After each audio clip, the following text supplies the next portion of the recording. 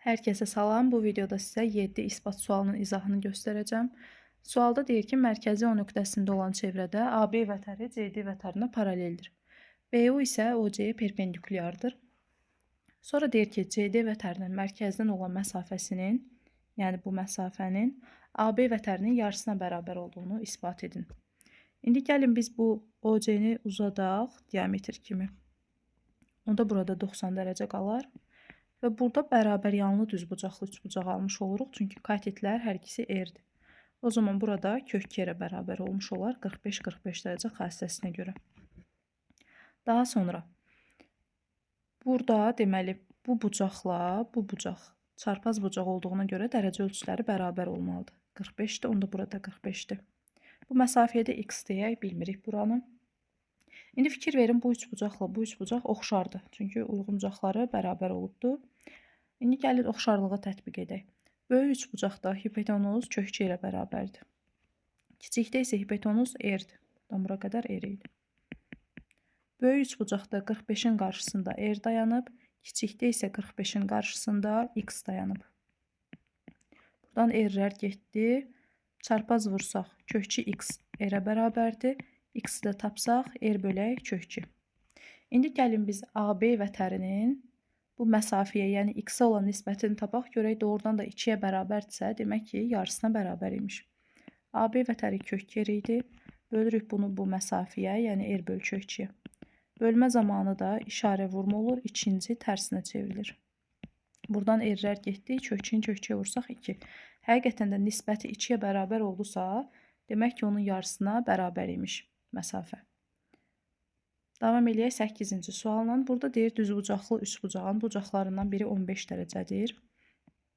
Gəlin elə düzbucaqlı üçbucaq çəkək ki, onun iti bucaqlarından biri 15 dərəcə olsun.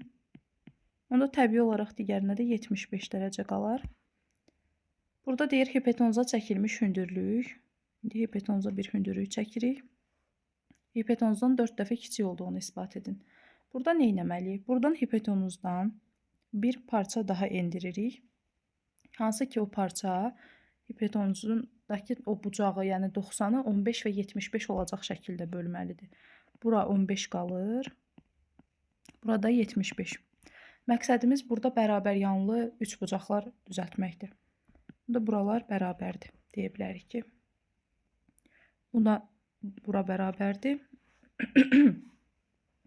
Daha sonra buralara mən x desəm, hipotenuzum oldu 2x, burada x oldu. Düzdür? İndi fikir verin. Bura 15-15 isə xarici bucağın xassəsinə əsasən burada mən 30 dərəcə deməliyəm. Bu ikisinin cəminə bərabərdir. Yaxşı, 30-un qarşısındakı katetdə, yəni hansı ki biz bu çəkdiyimiz hündürlükdə hipotenuzun yarısına, x-in yarısına bərabər olmalıydı. X bölü 2. İndi həqiqətən də fikir verin. O çəkdiyimiz hündürlük oldu x bölü 2. Hipotenuzumuz da oldu 2x. Gəlin indi 2x-i bölək bu x bölü 2-yə. Görək doğrudan da 4 dəfə alınırmı? Bölmə zamanında işarə vurma olur. İkinci tərsinə çevrildi. Və doğrudan da 4 dəfə kiçik olduğunu isbat etmiş olarıq bu şəkildə. 9-cu sualına davam eləyək. Burada deyir, düzgün üçbucağın daxilinə çəkilmiş çevrənin radiusunun, onun xaricinə çəkilmiş çevrənin radiusundan 2 dəfə kiçik olduğunu isbat edin. Burada demək, gəlin əvvəlcə dairəni çəkək. Daha doğrusu çevrəni. Və onun daxilinə bir düzgün, yəni bərabər tərəfli üçbucaq çəkirik.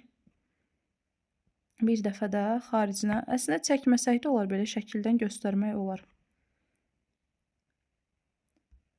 Deməli, bu olur, bunun daxilinə çəkilmiş çevrənin radiusu. Bu da olur, demək, bu böyük olan xaricinə çəkilmiş çevrənin radiusudur.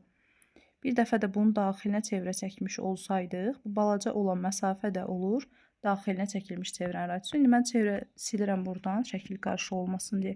Yəni, bildik ki, bu böyük yerdir, bu da kiçik yerdir.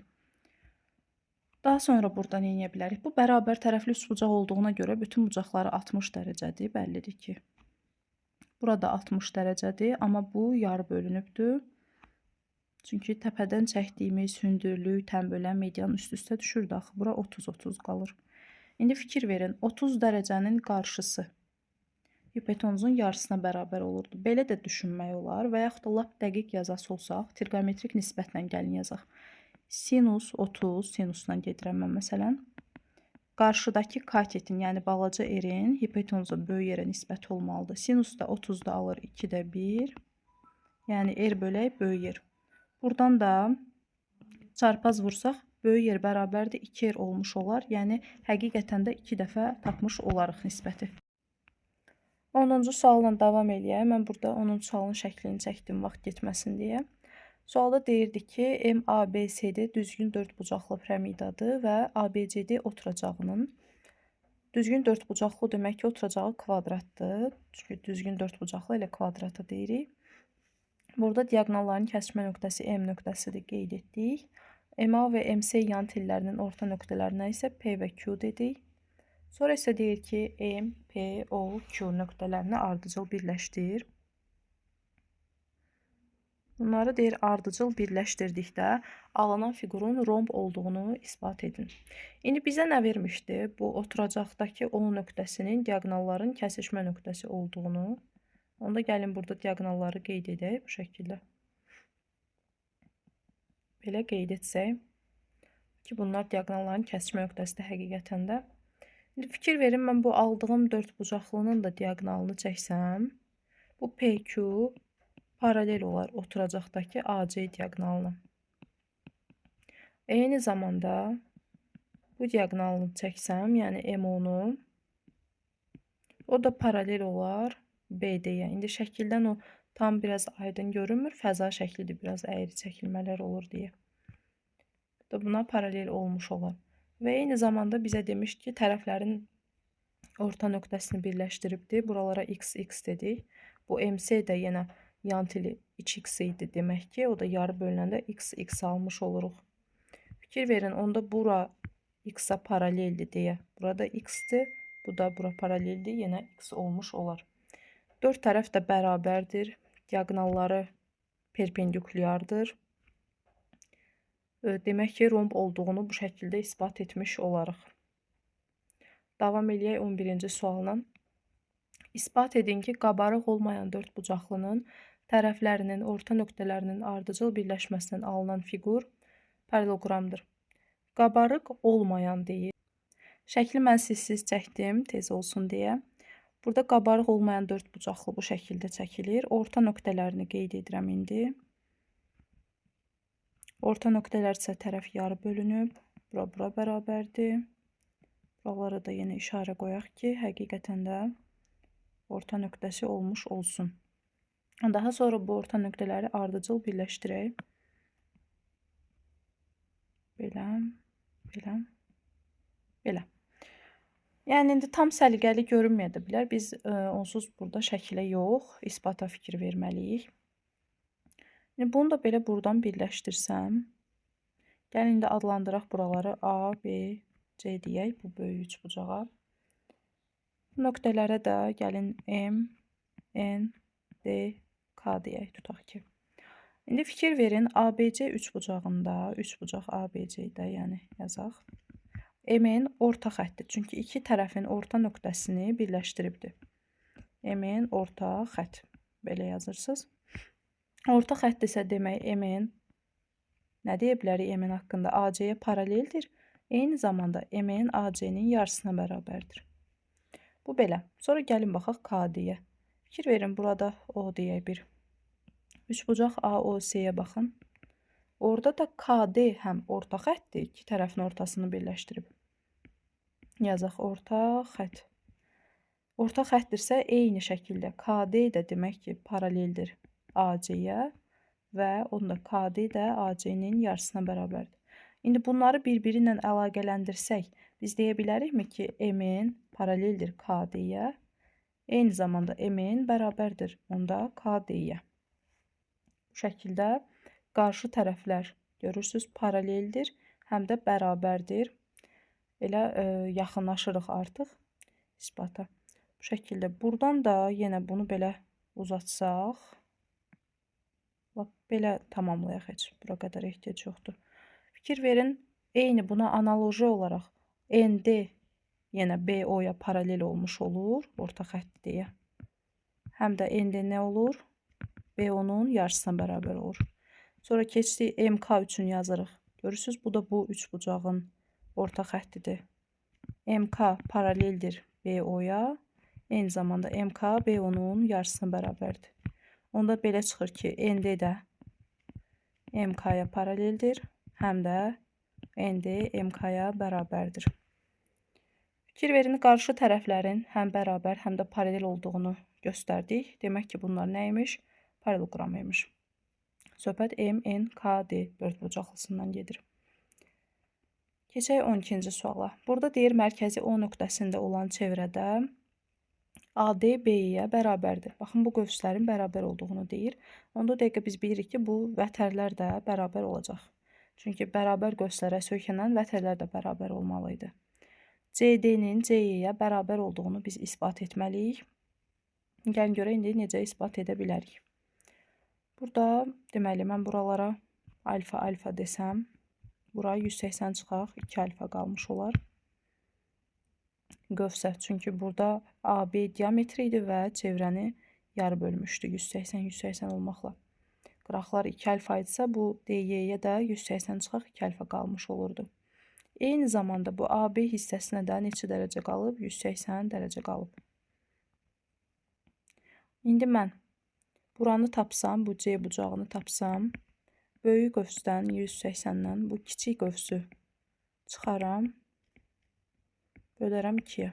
Bunlar getdi, 2 alfanı 2-yə bölsək, alfa qalar buranın dərəcə ölçüsünə. Buranı alfa tapdıq. İndi eyni zamanda fikir verin, bu A bucağına. A bucağının söykəndiyi qövs buradan burada, yəni 180 çıxaq alfa eləyir bunları toplasam. Bu da onun yarısıdır deyə 90 çıxaq, daxili bucaq söykəndiyi qövsün yarısı olurdu. 180 çıxaq alfanın yarısı eləyir 90 çıxaq alfa bölü 2. Eynisi burada da keçərlidir. Baxın, burada yenə 180 çıxaq alfa eləyir. Bu da onun yarısıdır deyə 90 çıxaq alfa bölü 2 etmiş olur. Beləliklə biz göstərdik ki, bu üçbucaq, yəni ABC üçbucağı bərabər yanlıymış. Orada siz yazırsınız ki, üçbucaq ABC bərabər yanlıdır. Onda AC tərəfi BC tərəfinə bərabərdir. Bizə daxil şərtdə özü AD-nin BE olduğunu demişdi. O zaman belə çıxır ki, AC tərəfindən AD-ni çıxsaq nə qalır? DC, BC tərəfindən də YB-ni çıxsaq C-yə. Onda belə çıxır ki, CD də elə nəyə bərabər imiş? C-yə bərabər imiş. Siz indi burada onları sözlərlə yazırsınız. Öz başa düşdüyünüz şəkildə. 10-cu, 13-cü suala baxaq. Burada da deyir ki, ABC iti bucaqlı üçbucaq verilib. B-nin hündürlükdür.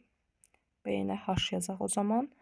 Və deyir ki, bunun üzərində bir M nöqtəsi qeyd olunub. Həmən nöqtədən A və C təpələrinə qədər məsafələrin kvadratlar fərqinin uyğun olaraq BA və BC tərəflərinin kvadratlar fərqinə bərabər olduğunu isbat edin. Gəlin biz bunların birinə X deyək, birinə Y deyək. Bura A deyək, bura B deyək. Bunlara da MN deyək, tutaq ki. Mən əvvəlcə bu balaca düzbucaqlı üçbucaq üçün yazsam, burada nə deyək? Burada bir K deyək, tutaq ki. M kvadrat üstə gələk K kvadrat bərabərdir X-in kvadratına deyərik. Bu birisi üçbucağa baxsaq, buradan da N kvadrat üstə gələk K kvadrat bərabərdir Y-in kvadratına deyərik. Bunları tərəf-tərəfə çıxsaq, K kvadratlar gedir və biz alırıq ki, X kvadrat çıxaq Y kvadrat bərabərdir M kvadrat çıxaq N kvadratına. İndi gəlin bu böyük üçbucağa baxaq. Böyük üçbucaqda isə katetimiz H-dır. H-ın kvadratı üstə gələk. Bir katetimiz isə M-dir. M-in kvadratı bərabərdir. Hipotenuz isə A-dır gördüyünüz kimi. Bərabərdir A-nın kvadratına. Keçdi indi bu birisi böyük üçbucağa. Burada H-ın kvadratı üstə gələk. N-in kvadratı bərabərdir B-nin kvadratına. Yenə tərəf-tərəfə çıxsaq, H kvadratları gedər. M kvadrat çıxaq N kvadrat bərabər olar A kvadrat çıxaq B kvadratına. İndi fikir verin. A kvadrat çıxaq B kvadrat da bu M kvadrat çıxaq N kvadrat oldu. X kvadrat çıxaq Y kvadrat da yenə M kvadrat çıxaq N kvadratına bərabər oldu. Onda belə çıxır ki, A kvadratı çıxaq B kvadratı ilə X kvadratı çıxaq Y kvadratına bərabər imiş. Elə həqiqətən də o bizə veriləni isbat etmiş olduq ki, bu X-dən Y məsafələr idi. Görürsüz kvadratlar fərqi nəyə bərabər oldu? AB ilə BC-nin kvadratlar fərqinə. Bu şəkildə izlədiyiniz üçün təşəkkürlər. Sabahki imtahanda hər birinizə uğurlar. İsbat suallarında unutmayın ki, əsas məsələ analitik düşünmə bacarığıdır. Yəni isbat suallarını gözünüzdə böyütməyin. Bildiyiniz qaydaları, gözünüz görən qaydaları tətbiq eləyin və ən əsası inamlı olun ki, alınacaq. Uğurlar hər birinizə.